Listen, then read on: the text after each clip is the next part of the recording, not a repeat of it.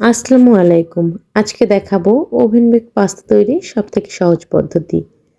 আমি এখানে নিয়েছি 250 গ্রামের পাস্তা, যেটা আমি সিদ্ধ করে নেব। সিদ্ধ করে পানিটা ছেঁকে নেব। নিয়েছি গ্রেট করে রাখা মজরেলা চিজ আর কুচি করে কেটে নেওয়া ক্যাপসিকাম।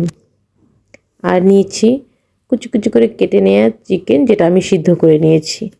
এখন একটি পাত্রে 1 চামচ পরিমাণ বাটার দিয়ে বাটারটা ভালোভাবে গলে গেলে আমি এখানে দিয়ে দেব 1.5 চা চামচ পরিমাণ ময়দা।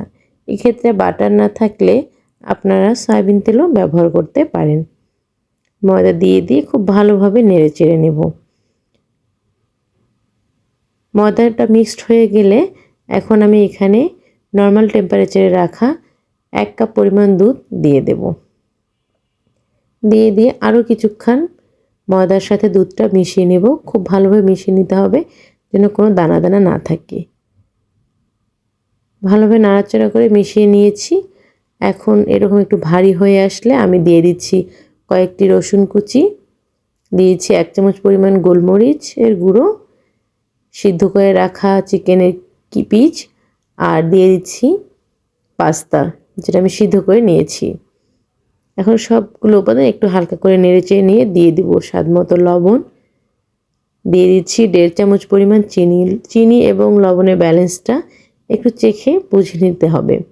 দিয়ে দিচ্ছি 1/2 চামচ পরিমাণ চিলি ফ্লেক্স আর 1 চামচ পরিমাণ টমেটো কেচাপ। এখন এই সবগুলো উপাদান আমি ভালোভাবে মেখে চেখে আর কিছুক্ষণ জাল করে নেব। জাল হয়ে গেলে এই পর্যায়ে আমি চুলাটা বন্ধ করে দেব। এখন একটি এরকম ফয়েল বক্স, এগুলো বাজারে কিনতে পাওয়া যায়, মধ্যে আমি পাস্তাগুলো দিয়ে দিচ্ছি। লেয়ার লেয়ার করে সাজিয়ে নিব। প্রথমে নিচে একটি লেয়ার দিয়ে দিচ্ছি পাস্তা এভাবে দিয়ে।